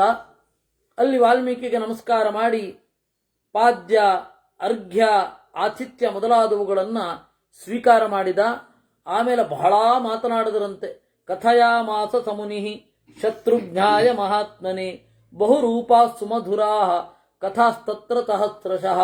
ವಾಲ್ಮೀಕಿಗಳಿಗೆ ಎಷ್ಟು ಕಥೆ ಗೊತ್ತಿದೆಯೋ ಏನೋ ಈ ಥರದ್ದು. ಅದು ಒಂದು ರಾಮಾಯಣ ನಮಗೆ ಕೊಟ್ಟಿರುವುದು. ಅವ್ರಿಗೆ ಎಷ್ಟು ಕಥೆ ಗೊತ್ತಿರುತ್ತೆ ಅಲ್ವಾ? ನಾವೇ ಕಥಾಸಾಗರರು ಅಂದರೆ ಅವರು ಅಲ್ಲಿ ಒಂದು ಬಿಂದು. ಅಂತಹ ಕಥಾಸಾಗರರು ವಾಲ್ಮೀಕಿಗಳು. ಲಕ್ಷ್ಮಣನಿಗೆ ಬಹಳ ವಿಚಿತ್ರವಾದ ಕಥೆಗಳನ್ನು ಹೇಳಿದರಂತೆ. ಉವಾಚ ಶತ್ರುಘ್ನಿಗೆ ಬಹಳ ವಿಚಿತ್ರವಾದ ಕಥೆಗಳನ್ನು ಹೇಳಿದರು. ಆ ಎಲ್ಲ ಅವನು ಮಾಡಿದ ಕರ್ಮವನ್ನೆಲ್ಲ ಕೇಳಿ ಸಂತೋಷಪಟ್ಟರು. ಎಂತಹ ಲೀಲೆಯಿಂದ ನೀನು ಕೊಂದಿದ್ದೀ. ಲವಣ ಭೀಕರ, ಅವನ ಅಣ್ಣ ಕಸಿನ್ ರಾವಣನೂ ಭೀಕರ, ಅವರನ್ನು ನಿಮ್ಮಣ್ಣಂದರು ಕೊಂದರು. ಇವರನ್ನ ನೀನು ಕೊಂದಿದ್ದೀಯ, ಆಯಿತು ಹೊರಡು ಅಂತ ಹೇಳಿದ. ಅಲ್ಲಿ ರಾತ್ರಿ ಊಟ ಆದಮೇಲೆ ಮಲ್ಕೊಳ್ಳಿಕ್ಕೆ ಹೋಗ್ತಾ ಇರುವಾಗ ಸಭುಕ್ತವಾನ್ ನರಶ್ರೇಷ್ಠೋ ಗೀತ ಮಾಧುರ್ಯಮುತ್ತಮಂ ಶುಶ್ರಾವ ರಾಮಚರಿತಂ ತಸ್ಮಿನ್ ಕಾಲೇ ಯಥಾಕ್ರಮಂ. ಅಲ್ಲಿ ರಾಮನ ಕಥೆ ಪ್ರಾಕ್ಟೀಸ್ ಮಾಡಿಸ್ತಾ ಇದ್ರು ವಾಲ್ಮೀಕಿಗಳು. ಆಗ ತಾನೇ ಕಾವ್ಯ ಬರೆದಿದ್ರು ಅವರು. ಕಾವ್ಯ ರಚನೆ ಮಾಡಿ ಲವ ಹಾಗೂ ಕುಶ ಆ ರಾಮಾಯಣವನ್ನ ಹಾಡ್ತಾ ಇದ್ರು. ಅದನ್ನ ವೀಣೆಯಲ್ಲಿ, ಮೃದಂಗದ ತಾಳದಲ್ಲಿ, ತಂತ್ರೀಲಯ ಸಮಾಯುಕ್ತಂ ತ್ರಿಸ್ಥಾನಕರಣಾನ್ವಿತಂ ಸಂಸ್ಕೃತಂ ಲಕ್ಷಣೋಪೇತಂ ಸಮತಾಲ ಸಮನ್ವಿತಂ. ವೀಣೆ ಆಮೇಲೆ ಮದ್ದಳೆ ಇವುಗಳಿಂದ ಕೂಡಿದೆ. ಅದಕ್ಕೆ ಒಂದು ತಾಳ ಇದೆ, ಸಮತಾಳ ಸಮನ್ವಿತಂ. ಇಡೀ ವಾಲ್ಮೀಕಿ ರಾಮಾಯಣ ಇರೋದು ಸಮಚ್ಛಂದಸ್ಸಿನಲ್ಲಿ. ಮುಖ್ಯವಾಗಿ ಅನುಷ್ಟುಪ್ 32 ಅಕ್ಷರ, ಕೆಲವೊಮ್ಮೆ ತ್ರಿಷ್ಟುಪ್. ವಿಷಮವೃತ್ತ ಇಲ್ಲವೇ ಇಲ್ಲ. ಇದನ್ನೇ ನಾರಾಯಣ ಪಂಡಿತಾಚಾರ್ಯರು ಸಂಗ್ರಹ ರಾಮಾಯಣದಲ್ಲಿ ಅನುಷ್ಟುಪ್ಪು ಬಿಟ್ಟರೆ ತ್ರಿಷ್ಟುಪ್. ತ್ರಿಷ್ಟುಪ್ಪಿನಲ್ಲಿ ಅನೇಕ ಪ್ರಯೋಗಗಳನ್ನು ಅವರು ಮಾಡಿದ್ದಾರೆ. ಅದಕ್ಕೆ ಛಂದಶಾಸ್ತ್ರದ ಪರಿಚಯ ಇದ್ದರೆ ಆ ನಾರಾಯಣ ಪಂಡಿತಾಚಾರ್ಯರ ಲೀಲಾಜಾಲವಾದ ಪದ್ಯ, ಒಂದು ಪದ್ಯ ಮಾಡುವಾಗ ಆರಾಮವಾಗಿ ಮಾಡೋದು, ಕಷ್ಟಪಟ್ಟು ಮಾಡೋದಲ್ಲ. ಪದ್ಯ ಆರಾಮವಾಗಿ ಮಾಡಬೇಕು. ತಲೆ ತುರಿಸ್ಕೊಂಡು ಸಿಗರೇಟ್ ಹಚ್ಚಿ ಅಲ್ಲಿ ಓಡಾಡಿ ಹಾರಿ ಕುಣಿದು ನೆಗೆದು ಎಲ್ಲ ಮಾಡೋದಲ್ಲ. ಆರಾಮವಾಗಿ ಬರಬೇಕು ಪದ್ಯ. ಪ್ರಾಚೀನ ಭಾರತದಲ್ಲಿ ಅದಿತ್ತು. ಈಗಲೂ ನಮಗೆಲ್ಲ ಅದರದ್ದೇ ವರಪ್ರಸಾದ. ತ್ರಿವಿಕ್ರಮ ಪಂಡಿತಾಚಾರ್ಯರು ಮಧ್ವಾಚಾರ್ಯರನ್ನ ಸ್ತೋತ್ರ ಮಾಡುವಾಗ ಸದ್ಯೋ ರಚನಪಟುತಾಮೇ ದಿಶಾ ಅಂತಾರೆ. ಕೂಡಲೇ ಒಂದು ಕಾವ್ಯವನ್ನು ರಚನೆ ಮಾಡೋದಕ್ಕೆ ನಮಗೆ ಶಕ್ತಿ ಕೊಡುವಂತ, ಕೂಡಲೇ ರಚನೆ ಮಾಡೋದು ಒಂದು ಅದ್ಭುತವಾದ ಸಂಗತಿ. ಈಗ ಹೇಳಿದ್ರಾ, ಆಯ್ತು, ಯಾವ ಛಂದಸ್ಸಿನಲ್ಲಿ ಬೇಕು ಹಾಗೆ ಛಂದಸ್ಸಿನಲ್ಲಿ ಬರ್ಕೊಡೋದಿದೆಯಲ್ಲ, ಅದೊಂದು ಅದ್ಭುತ. ಆ ತರಹದ ಸಹಜವಾದ ಕವಿ ನಾರಾಯಣ ಪಂಡಿತಾಚಾರ್ಯರು. ಅವರಿಗೆಲ್ಲ ಛಂದಸ್ಸು. ಆದರೂ ಅವರೇನು ಮಾಡಿದ್ರು, ವಾಲ್ಮೀಕಿ ರಾಮಾಯಣದ ಸಂಗ್ರಹವನ್ನು ಬರೆಯುವಾಗ ಒಂದು ಅನುಷ್ಟುಪ್ಪು, ಇನ್ನೊಂದು ತ್ರಿಷ್ಟುಪ್ಪು. ಸರ್ಗದ ಕಡೆಯಲ್ಲಿ ಒಂದು ದೊಡ್ಡ ಶ್ಲೋಕ ಇರುತ್ತೆ. ಆಮೇಲೆ ಪಲಿಮಾರು ಮಠದ ರಘುವರಿಯ ತೀರ್ಥರು ಅವರೊಂದು ರಘುನಾಥ ಚರಿತೆ ಅಂತ ಬರೆದಿದ್ದಾರೆ. ಏನದು ಆ ಛಂದಸ್ಸಿನ ವೈಭವ, ಛಂದಸ್ಸು. ನನಗೆ ಅದನ್ನು ದಿವಸ ಪಾರಾಯಣ ಮಾಡಬೇಕು ಅಂತ ಅನ್ನೋಸಷ್ಟು ಟೆಂಪ್ಟ್ ಆಗುತ್ತೆ. ಆ ಛಂದಸ್ಸಿನಲ್ಲಿ ಅಷ್ಟು ಅದ್ಭುತವಾದ ಗತಿ ರಘುವರಿಯ ತೀರ್ಥರದ್ದು. ಅವರು ರಾಮಾಯಣವನ್ನ ಬರೆದಿದ್ದಾರೆ. ಬಹಳ ಸೊಗಸಾದ ಛಂದಸ್ಸು. ಆ ಛಂದಸ್ಸಿನ ಮೂಲಕವೇ ಒಂದು ಕಥೆ. ನಾರಾಯಣ ಪಂಡಿತರೇ ನೋಡಿ, ಆ ತುರುಷ್ಕ ರಾಜನ ಭಟರು ಜಿಗಿದ್ರು ಆಚಾರ್ಯರನ್ನು ನೋಡಿ. ಆಚಾರ್ಯರು ನದಿ ದಾಟ್ತಾ ಇರುವಾಗ ಆ ತುರುಕ ರಾಜನ ಭಟರು ನೆಗೆದಾಗ ಅಲ್ಲಿ ಹೇಳುವಾಗ ಆಚಾರ್ಯ ಹೇಳಿದ್ರೆ, ಯಾಕೆ ಜಿಗಿತೀರಾ, ನಾವೇ ಬರ್ತಾ ಇದ್ದೀವಲ್ಲ, ಆಯುಧಗಳಿಲ್ಲ, ಏನಿಲ್ಲ, ಯಾಕೆ ನಮ್ಮನ್ನ ಕಾಡ್ತೀರಾ ಅಂತ ಕೇಳಿದ್ರು. ಅವ್ರು ನಿಲ್ದ್ರು ಅಂತ.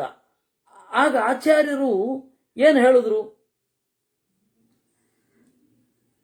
ನ ಜಡಾ ಜಲೇ ಪತತ ಸಾಹಸಾದಹೋ ನ ಭಯಂ ಹಿವೋ ಬಹುತಯಾ ಬಹೋರ್ಜನಾತ್ ಭವತಾಂ ಪತಿಂ ಕ್ಷಿತಿಪತಿಂ ದಿದೃಕ್ಷವ ಪ್ರತಿಯಾಮಕೇನ ಕಲಹಂ ಚಿಕೀರ್ಷಥಾ ಅಂದ್ರು.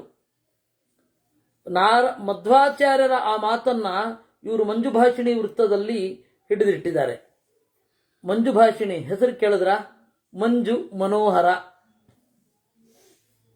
ಮಂಜುಭಾಷಿಣಿ ಚಂದದ ಮಾತು, ಹೃದಯವನ್ನ ಹಿಡಿದಿಡುವ ಮಾತು, ಅದನ್ನ ಹೇಳುವ ಛಂದಸ್ಸು. ಮಂಜುಭಾಷಿಣಿಯಲ್ಲಿ ಆಚಾರ್ಯರ ಆ ಇಂಪಾದ ಧ್ವನಿ, ಆಚಾರ್ಯರ ಧ್ವನಿ ಅವರಿಗೆ ಇಂಪಾಗಿತ್ತು, ಅವರನ್ನು ಮೋಹಗೊಳಿಸಿತು ಅಂತ ಆ ಛಂದಸ್ಸಿನ ಆಯ್ಕೆ ಮೂಲಕ ಹೇಳಿಬಿಟ್ರು. ಉದಾಹರಣೆಗೆ ಮಧ್ವಾಚಾರ್ಯರು ಆ ಹನುಮಂತನ ಲಂಕೆಯ ದಹನ ಅದನ್ನು ಹೇಳುವಾಗ ಶೀಘ್ರಗತಿಯನ್ನು ಆಯ್ದುಕೊಳ್ತಾರೆ. ಅಥಾಶೃಣೋದ್ದತ ನನ ಕಪೀಂದ್ರ ಚೇಷ್ಟಿತಂ ಪರಂ ದಿದೇಚ ಕಿಂಕರಾನ್ ಬಹುನ್ ಕಪಿರ್ ನಿಗೃಶ್ಯತಾಮಿತಿ ಸಮಾನಿಕಾ ಅಂತ ಕರೀತಾರೆ. ಲಘು ಗುರುಗಳ ಆವೃತ್ತಿ. ಎಂತಹ ವಿಚಿತ್ರವಾದ ಸಂಗತಿಗಳಿದೆ ಗೊತ್ತಾ ಸಂಸ್ಕೃತದ ಛಂದಶಾಸ್ತ್ರದಲ್ಲಿ. ಕನ್ನಡದಲ್ಲಿ ಇದೆ. ಕನ್ನಡದಲ್ಲಿ ಆ ತರಹದ ಪರಿಷ್ಕಾರ ಮಾಡಿದವ ಇಮ್ಮಡಿ ನಾಗವರ್ಮ. ಆಮೇಲೆ ಛಂದಸ್ಸಿನಲ್ಲಿ ಬಹಳ ಬೇರೆ ಬೇರೆ ತರಹದ ಪ್ರಯೋಗ ಮಾಡಿದವರು ನಮ್ಮ ಶ್ರೀಪಾದರಾಜರು. ಏನು ಛಂದಸ್ಸಿನ ಪ್ರಯೋಗಗಳು, ಕುಣಿಯುವ ಹಾಗಾಗತ್ತೆ. ಆ ತರಹ ಸಹಜವಾದ ನಡೆ ವಾಲ್ಮೀಕಿಗಳನ್ನು ಅನುಸರಿಸ್ತಾ ಇದ್ರು. ಆದ್ದರಿಂದ ನಾರಾಯಣ ಪಂಡಿತರು ಏನ್ ಮಾಡಿದ್ರು, ಅನುಷ್ಟುಪ್ಪು ತ್ರಿಷ್ಟುಪ್ಪು ಎರಡರಲ್ಲಿಯೇ ಸಂಗ್ರಹ ರಾಮಾಯಣದ ಕಥೆಯನ್ನು ಹೇಳ್ಕೊಂಡು ಹೋಗಿದ್ದಾರೆ. ಇರಲಿ, ಅದರಿಂದಾಗಿ ತಾಳ ಉಂಟು, ಲಯ ಉಂಟು. ತಂತ್ರೀಲಯ ಸಮಾಯುಕ್ತಂ ತ್ರಿಸ್ಥಾನ ಕರಣಾನ್ವಿತಂ. ಆಮೇಲೆ ತ್ರಿಸ್ಥಾನ, ಹಾಡಬೇಕಾದ್ರೆ 3 ಸ್ಥಾನಗಳಲ್ಲಿ ಹಾಡೋದು.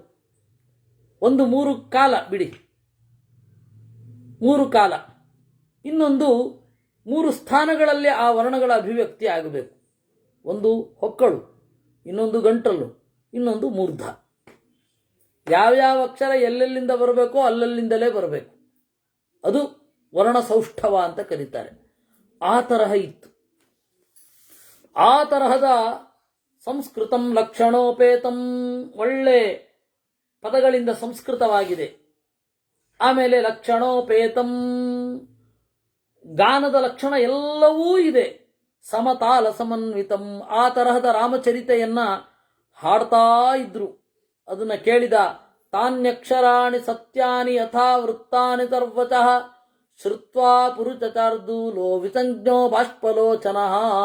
ಆ ಧ್ವನಿಯನ್ನ ಕೇಳ್ತಾ ಕೇಳ್ತಾ ಏನು ಅದ್ಭುತವಾದ ಶಾರೀರ, ಏನು ಅದ್ಭುತವಾದ ಶರೀರ. ಆ ಶರೀರದಲ್ಲಿ ಭಾವ ಏನಿದೆ, ಆ ಭಾವದಲ್ಲಿ ಮನಸ್ಸನ್ನ ಆವರ್ಜನೆ ಮಾಡುವಂತಹ ರಸಗಳ ಏನಿದೆ, ಆಸ್ವಾದನೆ ಏನಿದೆ, ತಾಳದ ಧ್ವನಿ ಏನಿದೆ, ಇದನ್ನೆಲ್ಲ ಕೇಳಿ ಅವನಿಗೆ ಅರಿವೇ ಕಣ್ಮರೆಯಾಯಿತು. ಶತ್ರುಘ್ನಿಗೆ ಪದಾನುಗಾಶ್ಚ ಏರಾಜ್ಞ ತಾಂ ಶ್ರುತ್ವಾ ಗೀತ ಸಂಪದಂ ಅವಾಂಗ್ಮುಖಾಶ್ಚ ದೀನಾಶ್ಚ ಶಾಶ್ಚರ್ಯಮಿತಿ ಚಾಬ್ರುವನ್. ಅವರಿಗೆ ಅರ್ಥ ಆಗಲಿಲ್ಲ. ಅರ್ಥ ಆಯಿತು, ಅರ್ಥ ಆಗಲಿಲ್ಲ. ಯಾಕೆಂದ್ರೆ ಅವ್ರ ಲೆವೆಲ್ ಅಷ್ಟೊಂದು ಇರಲಿಲ್ಲ, ಅಷ್ಟೊಂದು ಸಂಸ್ಕೃತವಾಗಿರಲಿಲ್ಲ. ಯಾಕೆಂದ್ರೆ ಒಳ್ಳೆ ಹಾಡನ್ನು ಆಸ್ವಾದನೆ ಮಾಡಬೇಕಾದ್ರೂ ಒಂದು ಎತ್ತರ ಬೇಕಾಗುತ್ತೆ. ಯಾವುದೇ ಒಳ್ಳೇದಾಗಲಿ ಒಂದು ಎತ್ತರ ಬೇಕಾಗತ್ತೆ.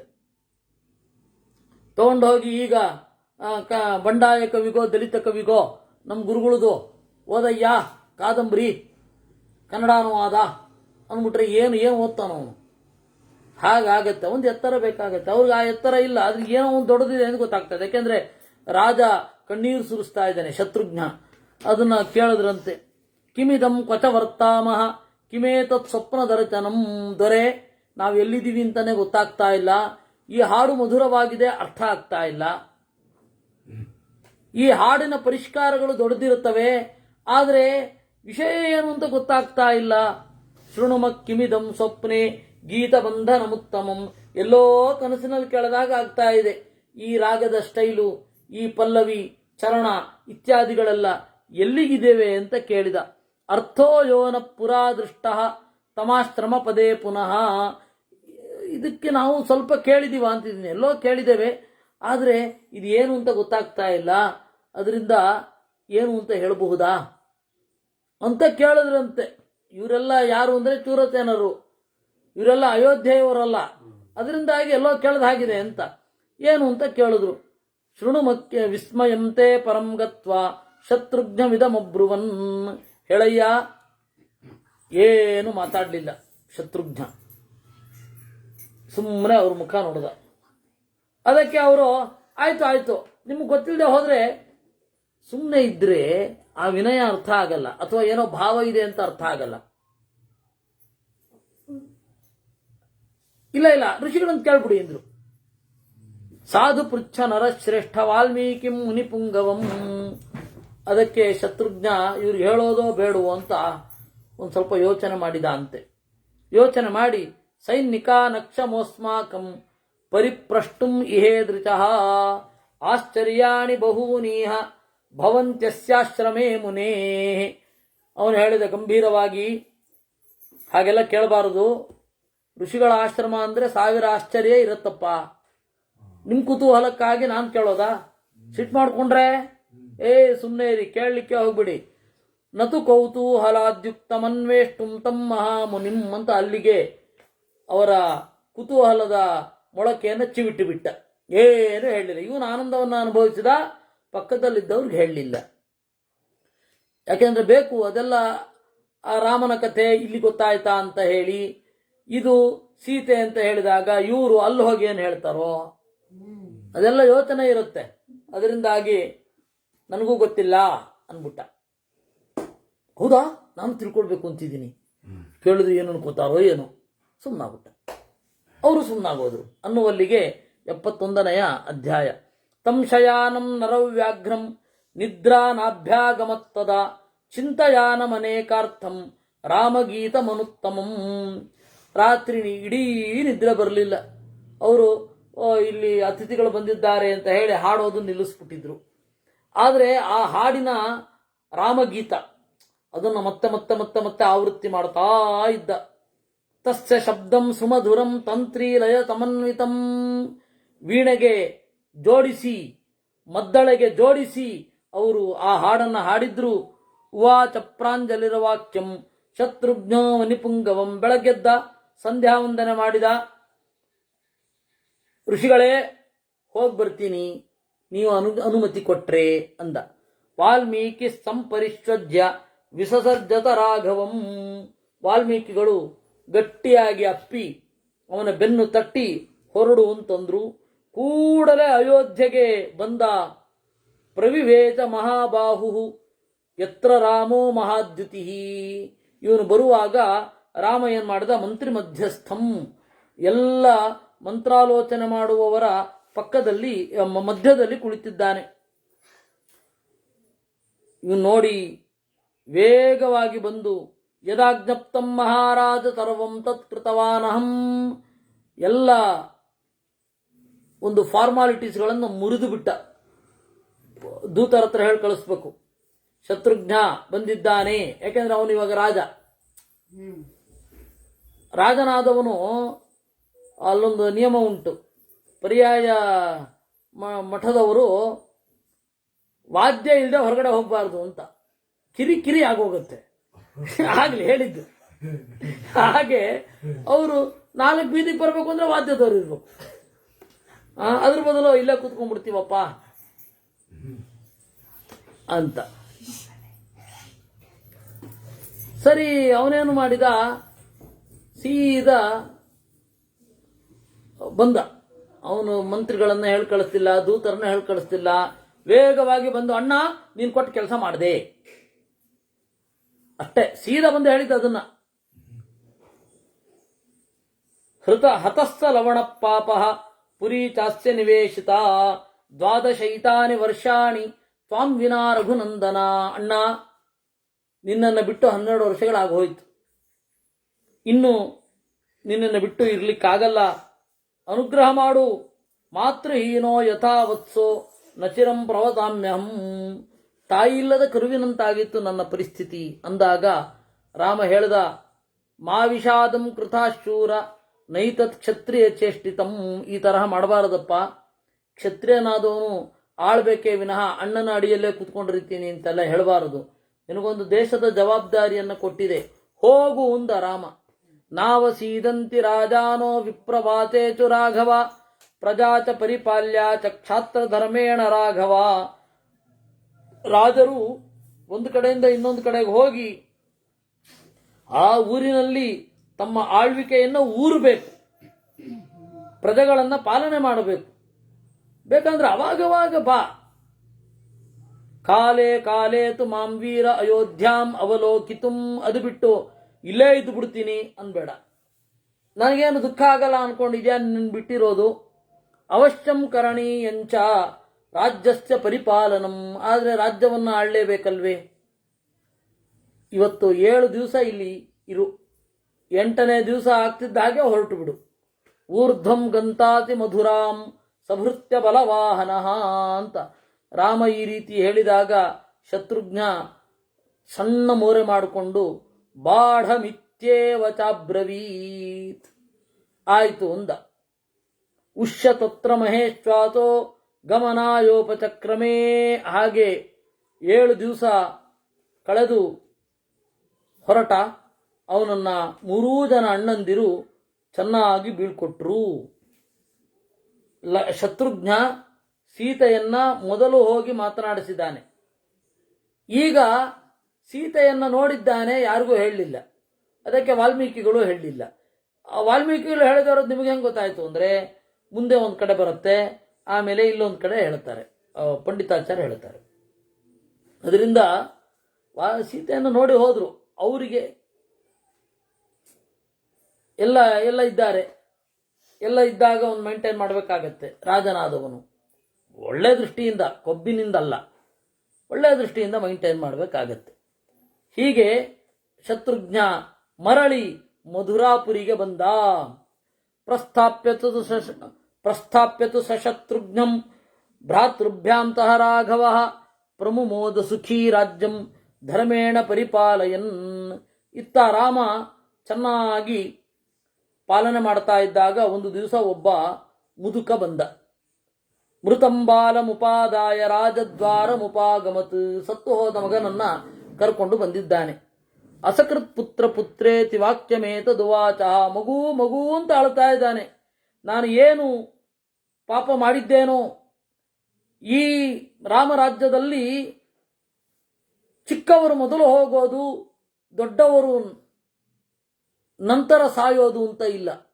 ಮೊದಲು ವಯಸ್ಸಾದವರು ಸಾಯ್ತಾರೆ, ಆಮೇಲೆ ಮಕ್ಕಳಾದವರು ಸಾಯ್ತಾರೆ. ಅದರಿಂದಾಗಿ ಮಗು ಯಾವತ್ತು ಮೊದಲು ಸತ್ತು ಅದರ ಅಂತ್ಯಕ್ರಿಯೆಯನ್ನು ಮಾಡುವಂತಹ ಪರಿಸ್ಥಿತಿ ರಾಮರಾಜ್ಯದಲ್ಲಿ ಇರಲಿಲ್ಲ. ನನ್ನ ದೌರ್ಭಾಗ್ಯ ನೋಡಿ, ನನ್ನ ಮಗ ಸತ್ತೋಗಿದ್ದಾನೆ. ನೇದೃಚಂ ದೃಷ್ಟಪೂರ್ವಮ್ಮೆ ಶ್ರುತಂ ವಾ ಘೋರದರ್ಶನಂ ರಾಮಸ್ಯ ದುಷ್ಕೃತಂ ಕಿಂಚಿತ್. ರಾಮನದ್ದೇ ಏನಾದರೂ ತಪ್ಪಿರಬಹುದಾ? ಯಾಕೆಂದ್ರೆ ನಹ್ಯನ್ಯ ವಿಷಯಸ್ಥಾನಾಂ ಬಾಲಾನಾಂ ಮೃತ್ಯುತೋ ಭಯಂ. ಬೇರೆ ಕಡೆಯವ್ರಿಗಿಲ್ಲ, ಈ ಊರಿನವ್ರಿಗೆ ಮಾತ್ರ ಹೀಗೊಂದು ಶುರು ಆಗಿದೆ. ರಾಜದ್ವಾರಿ ಮರಿಷ್ಯಾಮಿ ಪತ್ನ್ಯಾ ಸಾರ್ಧಮನಾಥವತ್. ನನಗೆ ಈ ಪರಿಹಾರ ಸಿಗೋವರೆಗೂ ಈ ರಾಜದ್ವಾರದಲ್ಲಿ ಸಾಯ್ತೇನೆ. ಅದು ಬ್ರಹ್ಮಹತ್ಯೆ ಬರಲಿ ರಾಮನಿಗೆ. ಬ್ರಹ್ಮಹತ್ಯೆಯನ್ನು ಹೊಂದಿ ಓ ರಾಮನೇ ಸುಖಿಯಾಗು ಅಂದ. ಎಷ್ಟು ಹೊರಟರಾಗಿರ್ತಾರೆ ಅಂತ. ಭ್ರಾತೃಭಿ ಸಹಿತೋ ರಾಜನ್ ದೀರ್ಘಮಾಯುರವಾಪ್ಸ್ಯಸಿ. ಆದರೆ ನೀನು ಇಲ್ಲಿ ತನಕ ಚೆನ್ನಾಗಿ ಪಾಲನೆ ಮಾಡಿದ್ದಿ, ಆದರೆ ನಮಗೆ ಬಂದದ್ದು ಒದಗಿದ್ದೆಂಥದ್ದು? ರಾಜದೋಷೈರ್ ವಿಪದ್ಯಂತೆ ಪ್ರಜಾ ಶವಿಧಿಪಾಲಿತ. ರಾಜದೋಷಗಳಿಂದಲೇ ವಿಪತ್ತು ಯಾವತ್ತೂ ಕೂಡ. ಕುರುವತೆ ನ ಚ ರಕ್ಷಾಸ್ತಿ ತದಾ ಕಾಲಕೃತಂ ಭಯಂ ಸುವ್ಯಕ್ತಂ ರಾಜದೋಷೋ ಹಿ. ಖಂಡಿತವಾಗಿ ಮೊದಲಿನವರು ನಂತರ ಸಾಯೋದು, ನಂತರದವರು ಮೊದಲು ಸಾಯೋದು, ಬರ ಬರಬೇಕಾದಲ್ಲಿ ಇದು ಮಳೆ ಬರಬೇಕಾದಲ್ಲಿ ಬರ ಬರೋದು, ಓವರ್ಫ್ಲೋ ಆಗಿಬಿಡೋದು, ಹೊಲದಲ್ಲಿ ನೀರು ತುಂಬಿ ಅತಿವೃಷ್ಟಿಯಾಗಿ ಹೊಲದ ಬೆಳೆ ಎಲ್ಲ ನಾಶ ಆಗೋದಕ್ಕೆ ರಾಜನ ತಪ್ಪು ಕಾರಣ. ಇಲ್ಲಿ ಆಗ್ತಾ ಇದೆ ಅಂದ್ರೆ ರಾಜನ ತಪ್ಪು ಏನೋ ಇರಬೇಕು. ಸುವ್ಯಕ್ತಂ ರಾಜದೋಷೋ ಹಿ ಭವಿಷ್ಯತಿ ನತಂ ಚಯ ಪುರೇ ಜನಪದೇ ವಾಪಿ ತಥಾ ಬಾಲವಧೋಷಯಂ. ಈ ರೀತಿ ಬಹಳ ಮಾತುಗಳಿಂದ ದುಃಖಪಟ್ಟುಕೊಂಡು ತನ್ನ ಸತ್ತು ಹೋದ ಮಗುವನ್ನ ಕೈಯಲ್ಲಿ ಇಟ್ಟುಕೊಂಡು ಆ ವೃದ್ಧ ರಾಮನ ಮನೆಯ ಬಾಗಿಲ ಬಳಿ ಬಂದ ಅನ್ನುವಲ್ಲಿಗೆ 73ನೆಯ ಸರ್ಗ. ತಥಾತು ಕರುಣಂ ತಸ್ಯ ದ್ವಿಜಸ್ಯ ಪರಿದೇವನಂ ಶುಶ್ರಾವ ರಾಘವಸ್ತರವಂ ದುಃಖ ಶೋಕ ಸಮನ್ವಿತಂ. ಇದ್ರ ಬಗ್ಗೆ ಒಂದು ಮಾತು ಹೇಳಬೇಕು. ಈ ಚಂಪಾ ಅಂತ ಒಬ್ಬ ಕವಿ ಇದ್ದ, ಚಂದ್ರಶೇಖರ ಪಾಟೀಲ ಅಂತ. ಅವನ ಬಗ್ಗೆ ಹೇಳ್ಕೊಳ್ಳೋನು ಆದಿಕವಿ ಪಂಪ, ಅಂತ್ಯಕವಿ ಚಂಪಾ ಅಂತ. Chandrashekhar Patil shortly known as Champa. ಅವನು ಲೆಫ್ಟಿಸ್ಟು, ಗೊತ್ತಲ್ಲ ಅವ್ರಿಗೆ ಎಂತ ಗೊತ್ತಿರುತ್ತೆ. ಪೇದಾವರ ಸ್ವಾಮಿಗಳಿಗೆ ಶಂಭೂಕ ಸ್ಮರಣೆಗಳು ಅಂತ ಬರೆದ. ಪೇದಾವರ ಸ್ವಾಮಿಗಳಿಗೆ ಶಂಭೂಕ ಸ್ಮರಣೆಗಳು ಅಂದ್ರೆ, ನಾವು ಶಂಭೂಕನಿಗೆ ಆದ ಅನ್ಯಾಯವನ್ನು ಇವತ್ತಿಗೂ ಪ್ರತಿಭಟಿಸ್ತಾ ಇದ್ದೇವೆ. ನಾವು ಶಂಭೂಕನ ಪಕ್ಷಪಾತಿಗಳು, ಅಂದ್ರೆ ನಿಮ್ಮ ರಾಮನನ್ನ ಒಪ್ಪುವುದಿಲ್ಲ, ನಿಮ್ಮಿಂದ ನಮಗೆ ಬಹಳ ತೊಂದರೆ ಆಗಿದೆ ಅಂತ ಹೇಳಲಿಕ್ಕೆ ಶಂಭೂಕ ಸ್ಮರಣೆಗಳು ಅಂತ ಅವನು ಲೆಟರ್ ಬರೆದ. ಆಗ ಸ್ವಾಮಿಗಳು ಶಬರಿ ಸ್ಮರಣೆಗಳು ಅಂತ ಬರೆದಿದ್ರು. ಯಾವ ಜಾತಿಯನ್ನ ಇಟ್ಟುಕೊಂಡು ರಾಮನಿಂದ ತುಳಿತಕ್ಕೊಳಗಾದವರು ಅಂತ ಹೇಳ್ತೀಯೋ, ಅದೇ ಜಾತಿಯ ಬೇಡರ ಹೆಣ್ಣು ಶಬರಿ ಉದ್ಧಾರವೂ ಆಗಿದ್ದಾಳೆ. ಹೀಗಾಗಿ ಶಬರಿ ಸ್ಮರಣೆಗಳು ಅಂತ ಅವರು ಬರೆದ್ರು. ಹಾಗೆ ಈ ಶಂಭೂಕನ ಕಥೆ ಮುಂದೆ ಬರುತ್ತೆ. ಈ ಶಂಭೂಕನನ್ನ ಇಟ್ಟುಕೊಂಡು ಇವರಿಗೆ ನ್ಯಾಯ ಕೊಡಿಸ್ತೇವೆ ಅಂತ ಹೇಳಿ ಇವರು ಹಾರಾಡಿದು ಒಂದೊಂದಲ್ಲ. ಇದು ಸರಿಯಾಗಿ ಅರ್ಥವೇ ಆಗಿಲ್ಲ. ಕುವೆಂಪುಗೂ ಕೂಡ ರಾಮಾಯಣ ದರ್ಶನ ಬರೆದಿದ್ದಾರೆ. ರಾಮಾಯಣ ದರ್ಶನದಲ್ಲಿ ಅನ್ಯಾಯಕ್ಕೊಳಗಾದ ಪಾತ್ರಗಳಿಗೆ ನಾನು ನ್ಯಾಯ ಕೊಡಿಸ್ತೇನೆ ಅಂತ. ಅದೇನು ನ್ಯಾಯ ಕೊಡಿಸೋದೋ, ಹೇಗೆ ವಾಪಸ್ ಹೋಗ್ಲಿಕ್ಕಾಗತ್ತಾ? ರಾಮನಿಗೆ ಬುದ್ಧಿವಾದ ಹೇಳಲಿಕ್ಕಾಗತ್ತಾ? ವಾಲ್ಮೀಕಿಗಳಿಗೆ ಹೇಳಲಿಕ್ಕಾಗತ್ತಾ? ನಿಮ್ಮ ನಂತರದವರು ನೀವು ಬರೆದಿದ್ದನ್ನು ಓದ್ತಾ ಇದ್ದಾರೆ. ಅದರಿಂದ ವಾಲ್ಮೀಕಿಗಳಿಗೆ ಹೇಗೆ ತಿದ್ದಿದ ಹಾಗಾಯಿತು ದೇವರಿಗೆ ಗೊತ್ತು. ಆದರೂ ಏನೋ ಇಂತಹ ಭ್ರಮೆಗಳೆಲ್ಲ ಇರುತ್ತೆ. ಅದರಿಂದ ಸ್ವಾಮಿಗಳು ಆಗ ಬುದ್ಧಿಜೀವಿಗಳನ್ನು ಹೇಗೆ ಎದುರಿಸ್ತಾ ಇದ್ರು, ಯಾವ ರೀತಿ ಅವರು ಎದುರುಗೊಳ್ತಾ ಇದ್ರು ಅಂತನ್ನೋದಕ್ಕೆ ಇದೊಂದು ಉದಾಹರಣೆ. ಈ ಶಂಭೂಕನ ಕಥೆಯನ್ನು ನಾವು ನಾಳೆ ನೋಡ್ತೇವೆ. ಇವಾಗ 71 ಸರ್ಗ ಮುಗಿದಿದೆ. ಇನ್ನು 111 ಸರ್ಗ ಇರೋದು. ಇನ್ನು ಇಷ್ಟು ದಿವಸಗಳಲ್ಲಿ ನಾಳೆ ನಾಡಿದ್ದು ಆಚೆ ನಾಡಿದ್ದು ಈ 19ನೇ ತಾರೀಕಿನ ತನಕ ನಾವು ಇಷ್ಟನ್ನ ಗಮನಿಸ್ತೇವೆ. ಕಡೆಗೆ ಮಂಗಳಕ್ಕಾಗಿ 1-2 ಸರ್ಗಗಳನ್ನು ಇಟ್ಕೊಂಡಿರ್ತೇವೆ. ಅಲ್ಲಿಗೆ ವಾಲ್ಮೀಕಿ ರಾಮಾಯಣದ ಚಿಂತನ ಆಗತ್ತೆ. ಶೂದ್ರ ತಪಸ್ವಿ ಅಂತ ನಾಟಕ ಕೂಡ ಬರೆದಿದ್ದಾರೆ ಅವರು. ಅದು ಒಂದು. ಇದು ಏನಿದೆ, ವಾಲ್ಮೀಕಿ ರಾಮಾಯಣ ಯಾವಾಗ ಇದಾಗತ್ತೆ, ಮುಗಿಯುತ್ತೆ, ಆ ಸ್ಥಾನದಲ್ಲಿ ಇನ್ನೊಂದೇನಾದರೂ ಶುರು ಮಾಡೋದಾ ಅಥವಾ ಮಹಾಭಾರತವನ್ನೇ ಮುಂದುವರಿಸೋದಾ ಅಂತ ಇನ್ನೊಂದು ಜಿಜ್ಞಾಸೆಯು ನನಗೆ ಬರ್ತಾ ಇದೆ. ನೋಡೋಣ. ಕೃಷ್ಣಾರ್ಪಣಮಸ್ತು.